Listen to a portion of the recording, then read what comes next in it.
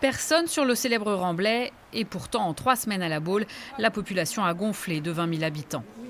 Au marché, soumis à des règles de circulation très strictes, on a constaté une première vague au début du confinement, une deuxième en ce week-end de Pâques. Les résidents secondaires, vous les connaissez ? Oui, tous. Oui, c'est mes clients.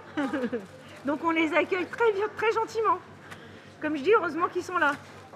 Une aide économique mais pas sanitaire. À La Baule, ce week-end, de nombreuses maisons vides le reste de l'année ont ouvert leurs volets malgré le confinement. Selon les autorités, les voitures arrivent en pleine nuit et là, plus rien à faire. Une fois que les gens sont présents, on ne peut rien faire. On ne peut que éventuellement sanctionner les gens quand on les voit débarquer leurs valises des voitures. Et là, on peut voir qu'ils n'ont pas respecté les mesures de confinement puisqu'ils ont bravé les interdictions de circulation. Mais sinon, si les gens ont leur attestation de déplacement dérogatoire une fois qu'ils sont arrivés à La Baule, on ne peut pas les sanctionner.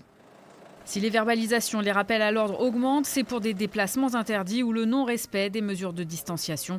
Pour le maire, ces nouveaux arrivants pêchent par décontraction. Ils ne comprennent pas qu'étant à La Baule, il faut aussi respecter les mesures de confinement et les mesures barrières que le gouvernement a édictées.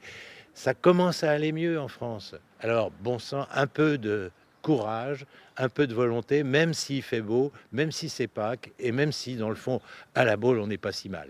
Le maire prévient, si la tendance ne s'inverse pas, il pourrait envisager de limiter encore les autorisations de sortie, une mesure très parisienne.